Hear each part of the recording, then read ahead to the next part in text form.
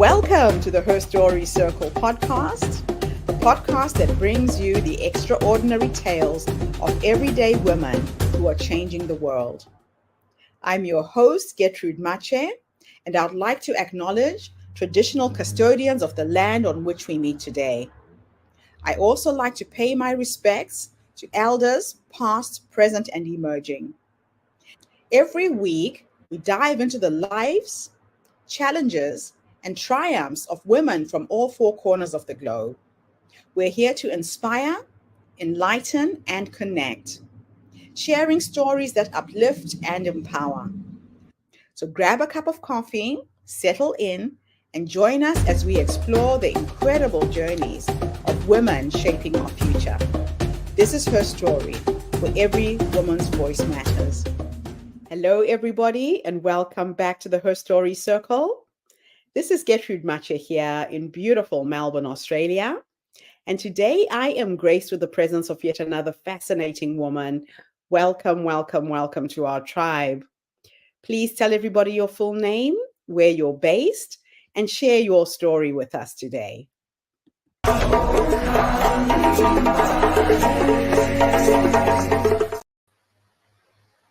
Hi, my name is Mei Sze Goh. I'm currently based in Melbourne, Australia, and I'm originally from Penang in Malaysia, and I arrived bright-eyed, naive to Melbourne in 2005, so that would have been 20 years, and started my journey as a university student doing an undergrad in psychology, and went on to complete my master's in counselling, and I've been working since. And my last job was a not-for-profit in paediatric palliative community work as a counsellor and art therapist. And recently, as of early this year, I decided to embark on a journey and start my private practice. So I'm now offering art therapy and counselling to my client. And this is me, and I've recently started this business, and it's still learning, huge learning curve, but I come from a rich personal history of life with a lot of challenges and adversity, so I understand the work that I've done and everything that people go through in life and how we get to this point and the healing that needed, and it's healing relationally through community as well as individually. I was born in a family of there's 6 of us, so I've got 3 other siblings. My eldest sister died of breast cancer back in 2018. Growing up, life was very different back in Penang. Mum and dad are from family as farmers, but mum comes from a family with 7 other siblings, so it's a big family. There are 10 of them. I have lots of cousins, I think in total over 35. And dad come from a family of 5 siblings. Both grandparents actually came from China to Malaysia and landed in Penang. Tough life, but they've built a life, and I think this is where I get my grit from my grandparents and my parents, surviving in a foreign country, starting all over again as little ones, and built their own life. So dad, yes, sibling of 5, and I grew up with the 4 of us, 3 sisters, chaotic household, but it's warm, it's noisy, it's incredible. When I was 3, I actually was diagnosed with cancer. It is a pretty rare cancer that was growing on my heart. So I went through a whole series of surgery and chemotherapy. And finally, towards the end of the treatment, I was announced cancer-free and has been since. But the story didn't stop there. I arrived in Melbourne in 2005, finished my study, started working, and in 2017, I was diagnosed with a second cancer. and that was a head and neck cancer. Again, another rare cancer. So I went through a series of surgery, and then treatment was radiotherapy, and it was pretty gruesome, but I went through all of that. And I think this all came from a very learningful experience arriving on my own in Melbourne in 2005 as a young bright-eyed student, and have learned how to survive and thrive and find myself in this country. When I was diagnosed with the second cancer, it was difficult, but I think deep down I knew how to do what I need to do to survive and to thrive and to heal. So that was an interesting couple of years in 2017. My mum came and stayed for a couple of months, but that was as much as she could afford to, because she was also caring for my sister's children back in Penang. Life since has been very colourful and full, and I've drawn a lot from my life experiences, overcoming 2 types of cancer to get to where I am today. And I will be living with the impact of the treatment for the rest of my life. And it has, when people say you've gone through chemotherapy and radiotherapy, your body doesn't feel the same anymore. So living with that, as well as going on life as normal as I can be and really enjoy. Right now, I live in a beautiful home with my partner. He comes with his 8-year-old daughter. We have a really blessed life, and he's been very supportive, and that's how I started my private practice after 12 years in a not-for-profit, working as a counsellor and art therapist in pediatric palliative community work. I then now decided I wanted to do my own thing, and a private practice offering art therapy and as well as counselling services. My specialty is sensory motor art therapy, and I offer clayfield therapy to my clients, and it's been a steep learning curve, but I'm really enjoying this process and being independent and the choices to do what I want to do in a passionate field of mine. Thank you so much for sharing your story with us. Wow. What a beginning to life, to start off at the age of 3, getting cancer, then it reoccurring again. I can see that you would be a fantastic counselor, having survived those 2 major, major, major life experiences. So, what inspired you to found the Awakening Creative Therapies? And what type of approaches does your organization take in the sensor motor arts therapy? I think certainly my life experience and what I was drawn to working in within pediatric palliative field as well. And this was cumulative over time with the stories and the experiences that I hear from families as well as my own. I think deep down I knew there must be a way to heal more gently, to heal and grow, and post-trauma growth as well. So this is where Awakening Creative Therapies came. And the story behind my logo was that I actually designed the logo, and it came to me on a mandala workshop weekend. And it was quite an epiphany, realizing, oh my goodness, I actually drew and created my logo last year, and sort of slowly everything started to fall in place, and the motion of now's the time, I need to get into it. And the specialty with what we offer at Awakening Creative Therapies is as a clayfield therapist, I offer clayfield, and it is actually quite foreign, and I think a lot of people go, what is that? Am I going to make pottery? Yes. No. So clayfield is basically a tray of clay. If with children, it's really a lot of you symbolically telling stories in the clay. And with adults, it's really with eyes closed, but trusting the impulse, because our body is wanting to heal. So we got to trust that impulse, and I carry them through that. And that's one of the specialty that we offer. So a very, very different and alternative way of helping people find the healing. Yes. So how does your work specifically address the needs of marginalized and traumatized families and individuals? So the beauty of art therapy is we utilize creativity. We utilize a lot of the senses and the sensory we already have, and we can take the verbal out of it. So for a highly traumatized person, verbal language is actually very difficult because it's such a visceral experience. Sometimes we don't have words for it. So by using a medium and a creativity, it's actually bypassing the cognitive part, the verbal part of our brain, and tapping into the sensory, the felt sense, and that all our body wants was to heal. So often it's easily transferable worldwide, because I can, do sit in front of someone with some really interesting craft materials, and without using too much words, we can get into the activity.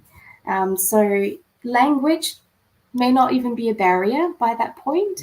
And with young children, again, cognitively, they're so not as developed as adult cognitively. So to use words to describe what they're feeling or going through sometimes can be a challenge. But through creativity to processing, using the materials that they've got, they can express themselves so much more easier. And healing comes with the storytelling. That is so beautiful. It's Yeah. almost cathartic to find a way to express it. Yeah, I can see how that would work. So, can you share how you've utilized technology to enhance your therapeutic practice and reach clients effectively? I think I've, through this whole last few months of putting myself out there, I did have to rely a lot on technology, which is marketing. And it's putting it out there for people that are searching for this particular modality. But there's one part of technology. My previous role, and so happened, this was actually brought and hastened by the world having gone into lockdown. So I wasn't Yes. able to see a lot of my original client that I was seeing. And very quickly we had to go pivot and say, need to really shake things up a little bit. And Yeah. some families are pretty easy. Go, yep, sure, let's, go to phone. I don't need to see you face to face because I already know you. Yeah. With clients, well, I'd like to see you. Well, can we do Zoom? People are getting really more familiar with it. And Yeah. with kids, that was another challenging aspect of it, was that it's hard for them to sit in front of the screen and talk to Yeah. you. So what I did was I basically sort of pre-agreed what we might like to do, and I pack a little pack of art and stuff and materials, and I posted it to them. And when that arrived, we make a time, we sit in front of the screen and we do the things together. We'll talk, and they'll, show it to me after they've made certain things, and they explain why they do it.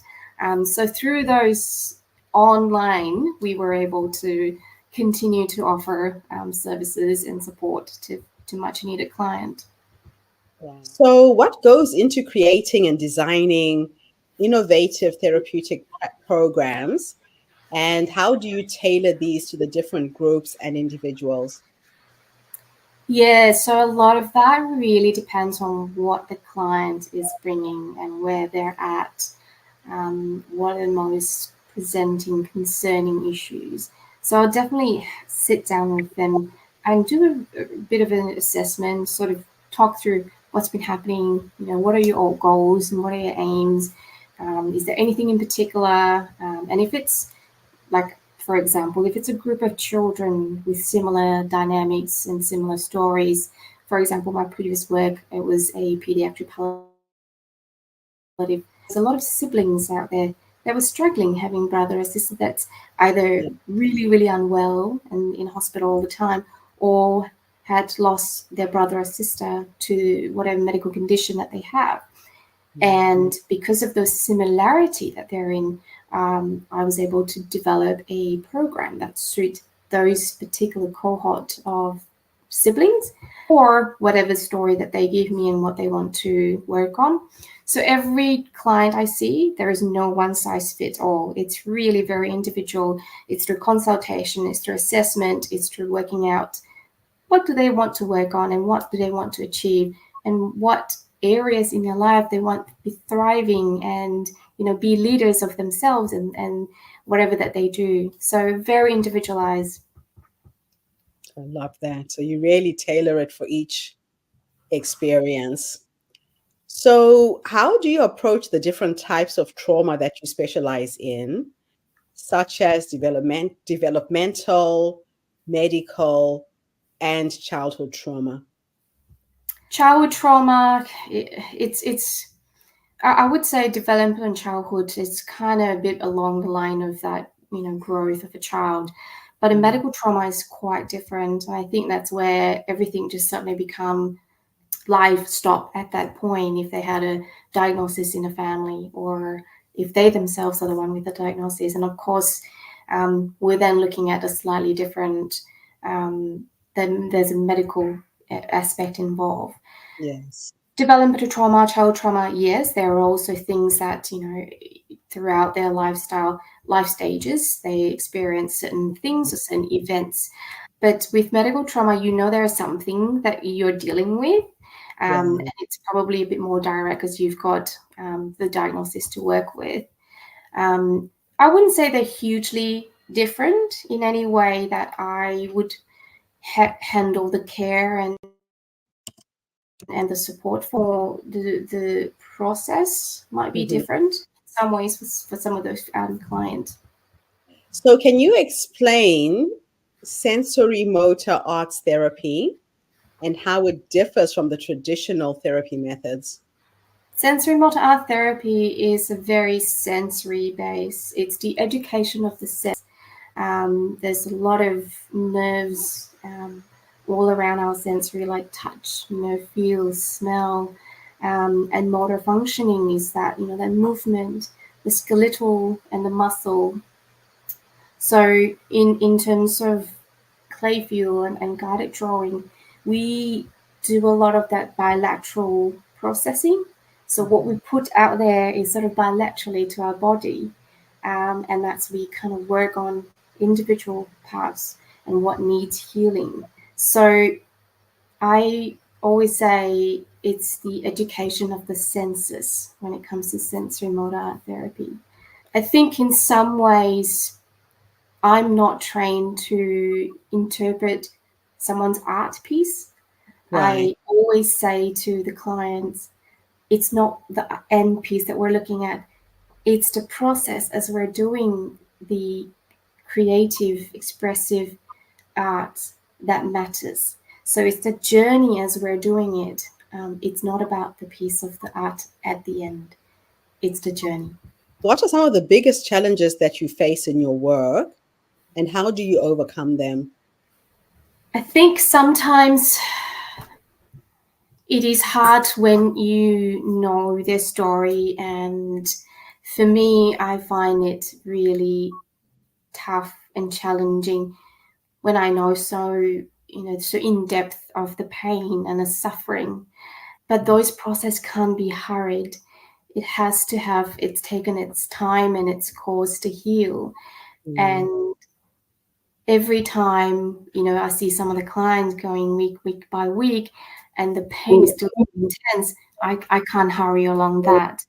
I can only hold that space for them to be safe enough to work through it.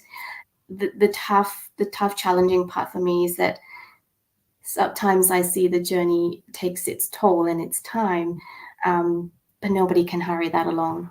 So that's quite hard. But I know in the end, once they have that space and that, I guess the way that they can then process and heal themselves, I know that the tunnel at the end of that light is there for them. I love it. There is light at the end. Yeah. So, how do you ensure that your therapy sessions are inclusive and responsive to the diverse backgrounds of your clients? I've worked with children that have limited verbal functioning, children that have cognitively also challenged in some ways. Mhm. The diversity of all the kids and the clients that I see, it's really assessing as we go, um, checking in with them along the way to make sure that we're still on the same page and it's still working. And it's ensuring that I'm respectful of what their experience is like with me. Yes. And to the point, sometimes I'm honest with them and say, look, if you feel like things are going okay, and you don't need this anymore, that's okay. We can conclude a therapeutic relationship, and that's congratulations to you because you've done all the work and it's okay. You can go. It's really consulting with them, and whether that's still working. And with younger children, of course, it's with the parents to Yeah. make sure that that's still working for them, or if it's they're okay and they kind of feel like they've reached a certain milestone and they're happy to kind of conclude there, we conclude that. And sometimes I say to the family, when you go for therapy and you choose the therapist, it's like you've got to shop for the right person. It's Yeah. matchmaking. And if I'm not the right person for you, let me know. And Okay. if you're not the good fit, I can refer you on, or you can find someone else that you want to go to, and that's Yeah. perfectly okay. So you're constantly checking in to see if you're on track. Yeah. So, how do you measure the success or impact of your therapy sessions, especially in terms of long-term healing and recovery? I think the day they tell me, May, I think I'm doing okay. I don't no longer need to see you. They'd be like, that's great. You've done it, you've built enough tools and skill set in you to go on and face whatever that comes in the future for you. So that will probably the most obvious indicator. Yeah, then you know your job is done. I love it. I was going to say that the goal of me is that I become obsolete to that Yeah. person. That will be my goal. Wow. Wow. So, based on your experience, what advice would you give to aspiring therapists who wish to work in the field of trauma and counseling? Be brave, be vulnerable. I think it's okay and that we don't always get it right. It's really talking to the client, hearing them, and that it has to come from here. The genuineness is what the client is walking and taking away, and be yourself. And if you don't know things, just say, hey, I'm not expert in this yet, but we can explore together. You are expert in you. So let's work together and see what, we can do in this space. Don't Okay. give up on your dream, just be genuine, be yourself, be brave, and be vulnerable. So, what are your future goals for Awakening Creative Therapies? And are there any new areas or techniques that you're looking to explore, expand into? What are the future? I really hope one day I'll have my own studio space, that I've got this creative art area that I can just fully immerse in my practices, and offer all the modalities that I can offer. Um, Now, what other area? I think I would love to add uh, play-based like play-based therapy in it, like a child life therapist, or play therapy. But then again, I'm up to learn any new, I guess, modality that can enhance or increase. But I wouldn't steer too far from using our body as our tool, because I think that's where I, learn and came from, is that our body has everything that we need. We just need to find the right tool to tap into it. I love it. Now, my last two questions are going to take you on a little time experiment. If time was an illusion and I could take you back to the younger you, that young child who was sickly, weak, just struggling to stay alive, and her parents. And this is really for those parents who might have children who are going through a difficult patch right now. If I could go back and give yourself three nuggets of wisdom, could be to the child, it could be the parents, based on what life has taught you, what would you say to them to get through this difficult period? I think I would say that, and this is also from the experience of working with a lot of different children who's been unwell, as well as my own experience, is when we were at that stage, life is what it is, and life is what you know. So it's not any different. The experiences that I went through. So I would say to myself, or to my parents probably, that it's okay, things will work out, and everything will be okay. And that, yes, there are pain, and yes, there were suffering, but all of those were character building. And the person that I'm going to be in the future, the person that I am now, is this very resilient person, very resourceful, and the kindness that I know, or that I am now, grows from that experience growing up, having going through hardships. It really shaped who you are. Yeah. Now let's take you into the future. And I'm going to teleport you to go and meet the 120-year-old you. With science and technology, I can see you living way past the 100. If you could go and have a conversation with this wise woman sitting on her porch, surrounded by her family, her dogs, her cats, her children, whatever that's going to be, you could have a conversation with her. What would you say to her when you finally meet her? Because she's guided you to that point up until now. I probably will ask, have I done it okay? Did I do okay to get to where you are now? And I'm hoping the answer would be, yeah, you have. And you've exceeded yourself. I like asking that question because a lot of women don't realize that the wise woman is already in them. She's that little voice that prompts you to go left, go right, say yes, say no. And we have to Trusting your trust her. gut. Exactly, exactly. So I have a thing that I do where I play with the energy of who I'm becoming. I tap into the energy of the future me. And if I get stuck, I go into my meditation and my prayers and I ask her questions and I say, so what is the next step? What am I supposed to do now? And the answer comes sometimes first thing in the morning, light bulb moment. I've got an idea that takes me to the next step. Or Mm-hmm. I talk about it to the people that I meet that day. And then it's like a chain of events where one person says this, the other person says that.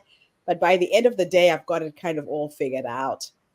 So I like sharing that just to remind women that she is already in you.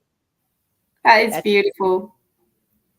That's that beautiful. resilient little girl who survived all of that pain is here now helping so many families going through a similar challenge.